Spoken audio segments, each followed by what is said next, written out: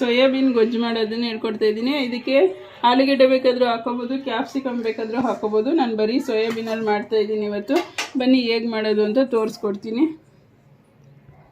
ನಾನು ಸೋಯಾಬೀನು ಗೊಜ್ಜು ಮಾಡ್ತಾಯಿದ್ದೀನಿ. ನೋಡಿ, ಇದು ಸೋಯಾಬೀನು ಸಣ್ಣದು ದಪ್ಪದು ಬರುತ್ತೆ, ಅದರೊಳಗಡೆ ಒಂಥರ ಅನಿಸುತ್ತೆ. ಅದಕ್ಕೆ ನಾನು ಸಣ್ಣ ತೊಗೊಬಂದಿದ್ದೀನಿ. ಇದನ್ನು ಫಸ್ಟು ಒಂದು ಸತಿ ತೊಳೆದ್ಬಿಟ್ಟು, ಹಸಿ ನೀರಲ್ಲಿ ತೊಳೆದ್ಬಿಟ್ಟು ಆಮೇಲೆ ಬಿಸಿ ನೀರಲ್ಲಿ ನೆನೆಸ್ತೀನಿ. ಒಂದು 10 ನಿಮಿಷ ನೆನೆಬೇಕಿದು. ಚೆನ್ನಾಗಿ ನೆಂದಿದೆ. ಹಿಂಡಿ ತಕ್ಕೋಬೇಕು. ನೊರೆ ಥರ ಬಂದ್ಬಿಡತ್ತೆ. ಚೆನ್ನಾಗಿ 5 ನಿಂದ 6 ನಿಮಿಷ ಸಾಕು. ನಾನು ಅಷ್ಟೇ ಹೊತ್ತು ನೆನೆಸಿರೋದು. ಇದನ್ನು ಹಿಂಡಿ ತೆಕ್ಕೊಳ್ತಾ ಇದ್ದೀನಿ. ಒಂಚೂರು ನೀರು ಇಲ್ದಿರೋ ಥರ. ಎಣ್ಣೆನಲ್ಲಿ ಹಾಕಿದ್ರೆ ಒಂಥರ ಸಿಡಿಯುತ್ತೆ ಮತ್ತು ಒಂಥರ ಕಚ್ಚಾ ಥರ ಬರುತ್ತೆ. ಅದಕ್ಕೆ ಈ ಥರ ಮಾಡ್ಕೋಬೇಕು. ಫಸ್ಟ್ ಬಾಣಲಿ ಇಟ್ಟಿದ್ದೀನಿ.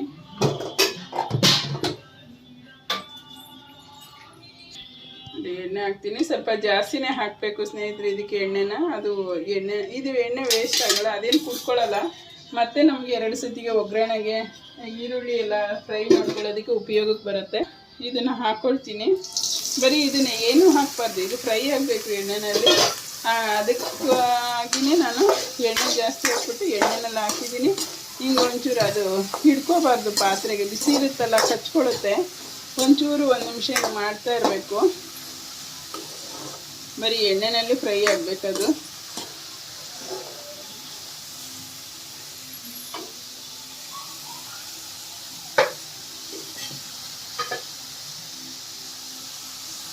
ಸ್ವಲ್ಪ ಒಂಥರ ಹಸಿ ಥರ ಅನಿಸುತ್ತೆ.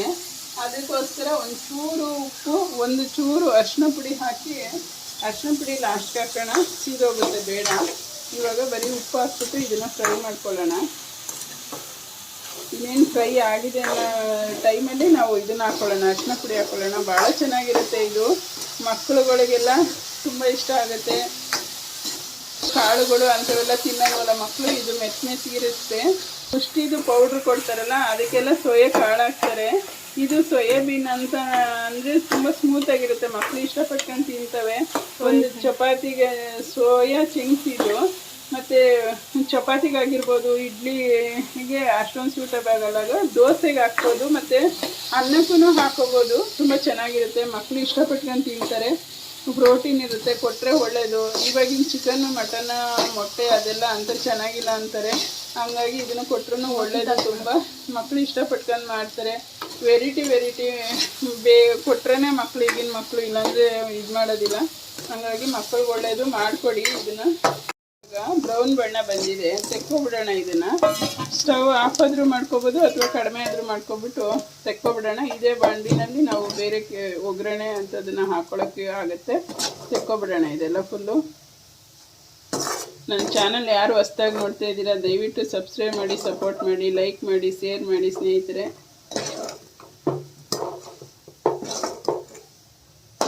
ನೋಡಿ ಆಗಿದೆ ಇದು. ಇದಕ್ಕೇ ನಾನು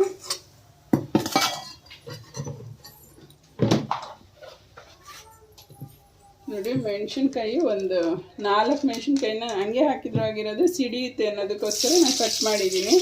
ಮತ್ತು ಒಂದು 10 ಕಾಳಷ್ಟು ಮೆಣಸಿದೆ, ಈರುಳ್ಳಿ ಮತ್ತು ಬೆಳ್ಳುಳ್ಳಿ. ನಿಮಗೆ ಎಷ್ಟು ಗ್ರೇವಿ ಬೇಕು ಅಷ್ಟನ್ನು ಹಾಕೋಬೇಕಿದು.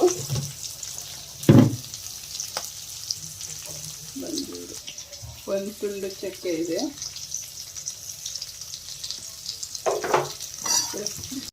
ಟೊಮೊಟೊ ನೋಡಿ ಚೆನ್ನಾಗಿ ಇದನ್ನು ಸಹ ಫ್ರೈ ಆಗಲಿ. ನೋಡಿ 1 ಚಮಚಷ್ಟು ಜೀರಿಗೆ ಹಾಕ್ತಾಯಿದ್ದೀನಿ. ಇದಾಗಿದೆ. ಆಗಿರೋ ಸ್ಟೇಜಲ್ಲಿ ನಾನು ಒಂದು ಸ್ವಲ್ಪ ಕುಟಾಣಿ, ಕಡಲೆ, ಹುರ್ಗಡ್ಲೆ ಕುಟಾಣಿ ಏನು ಬೇಕಾದರೂ ಅನ್ಬೋದು, ಒಂದು ಸ್ವಲ್ಪ ಹಾಕ್ಕೊಳ್ತಾ ಇದ್ದೀನಿ. ಅದೇನು ಉರಿಬೇಕಾಗಿಲ್ಲ, ಆಫ್ ಮಾಡಿದ್ಮೇಲೆ ಹಾಕಿದ್ರೂ ನಡೆಯುತ್ತೆ. ನೋಡಿ ಇದು ಉಂಡೆ ಬಾದಾಮಿ, ಗೋಡಂಬಿ 8 ಹೋಳಿದೆ. ಇದನ್ನು ಸ್ವಲ್ಪ ಗೋಡಂಬಿ ಹಾಕ್ಕೊಳ್ತಾ ಇದ್ದೀನಿ. ಮತ್ತು ಎಣ್ಣೆಗೆ ಆರಿದ್ಮೇಲೆ ನಾನು ಇದನ್ನು ಗ್ರೈಂಡ್ ಮಾಡ್ಕೊಳ್ತೀನಿ. ನೋಡಿ ಒಂದೇ ಒಂದು ಎರಡು ಕಾಣಿಸ್ತಾನೆ, ಒಂದು 2 ಇಂಚಷ್ಟು ಚಕ್ಕೆ ಹಾಕ್ಕೊಳ್ತಾ ಇದ್ದೀನಿ ರುಬ್ಬೋದಕ್ಕೆ. ನೋಡಿ ಇಷ್ಟು ಕೊತ್ತಂಬರಿ ಹಾಕೊಳ್ತಾ ಇದ್ದೀನಿ. ನೋಡಿ ತಣ್ಣಗೆ ಆರಿದೆ.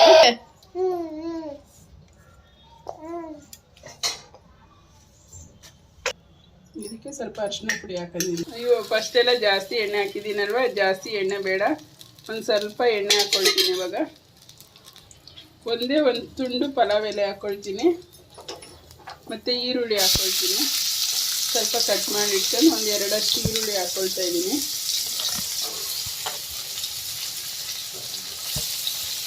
ಇದನ್ನು ಸ್ವಲ್ಪ ಫ್ರೈ ಮಾಡಿದರೆ ಸಾಕು. ಕರಿಬೇವು ಹಾಕ್ತಾ ಇದ್ದೀನಿ, ಫ್ರೆಶ್ ಆಗಿದೆ ಇದು. ಕರಿಬೇವು ಸ್ವಲ್ಪ ಹಾಕ್ಕೊಳ್ತೀನಿ.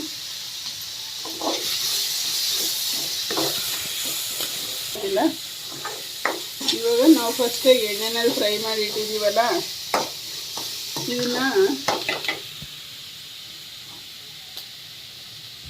ಇವಾಗ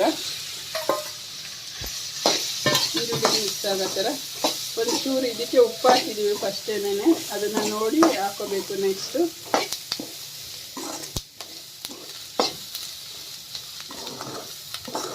ಮಸಾಲೆ ಹಾಕ್ಕೊಳ್ತೀನಿ. ನಾನು ಇದನ್ನು ಪೂರಿಗೆ ಮಾಡ್ತಾಯಿದ್ದೀನಿ ಇವತ್ತು. ಅನ್ನಕ್ಕೆ, ದೋಸೆ, ರೊಟ್ಟಿ ಈ ಥರಕ್ಕೆಲ್ಲ ಮಾಡ್ಕೋಬೋದು. ಅಷ್ಟೊಂದು ಫ್ರೈ ಆಗೋದು ಅಂತ ಅವಶ್ಯಕತೆ ಇಲ್ಲ. ಜಾರ್ ತೊಳೆದಿರೋ ನೀರು ಹಾಕಿದ್ದೀನಿ. ಹಿಂಗೆ ಮಿಕ್ಸ್ ಮಾಡ್ಕೊಬಿಟ್ಟು ಇವಾಗ ನಾವು ಫಸ್ಟು ಒಂದು ಸ್ವಲ್ಪ ಉಪ್ಪು ಹಾಕಿದ್ದೀವಿ. ಅದನ್ನು ಒಂಚೂರು ಫ್ರೈ ಮಾಡೋದಕ್ಕೋಸ್ಕರ ಉಪ್ಪು ಹಾಕಿದ್ದೀವಿ. ಅದ್ರ ಮೇಲೆ ಇವಾಗ ಸ್ವಲ್ಪ ಉಪ್ಪು ಹಾಕ್ಕೊಳ್ತಾ ಇದ್ದೀನಿ, ರುಚಿಗೆ ತಕ್ಕಷ್ಟು ಉಪ್ಪು.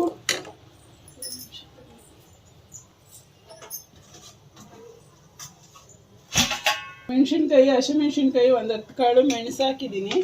ನಾವು ಧನಿಯಾ ಪುಡಿಗೆ ಸ್ವಲ್ಪ ಮೆಣಸಿನ್ಕಾಯಿ ಎಲ್ಲ ಹಾಕಿ ಮಾಡಿರ್ತೀವಿ, ಹಾಗಾಗಿ 1 ಚಮಚ ಅಷ್ಟು ಇದು ಧನಿಯಾ ಪುಡಿ ಹಾಕ್ತಾ ಇದ್ದೀನಿ.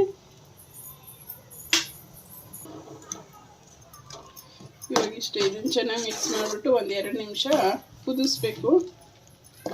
ಗಟ್ಟಿ ಆಗುತ್ತೆ. ನಾವು ಉರ್ಗಡ್ಲೆ ಗೋಡಂಬಿ ಹಾಕಿರೋದ್ರಿಂದ ಗಟ್ಟಿ ಆಗುತ್ತೆ. ಸ್ವಲ್ಪ ತೀರ ಗಟ್ಟಿ ಬೇಕು ಅಂದರೆ ಇದ್ಕೊಳ್ಳಿ, ಇಲ್ಲಾಂದರೆ ಸ್ವಲ್ಪ ನೀರು ಹಾಕ್ಕೊಳ್ಳಿ. ಥಿಕ್ನೆಸ್ ಮಾತ್ರ ನಿಮ್ಮ ಒಂದು ಆಯ್ಕೆ ಅದು.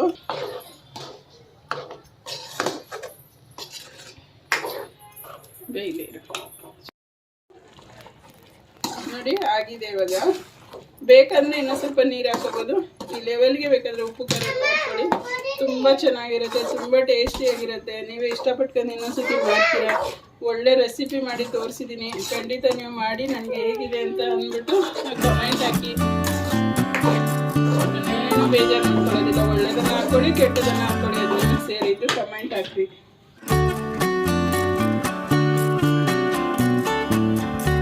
ಧನ್ಯವಾದಗಳು ಸ್ನೇಹಿತರೆ.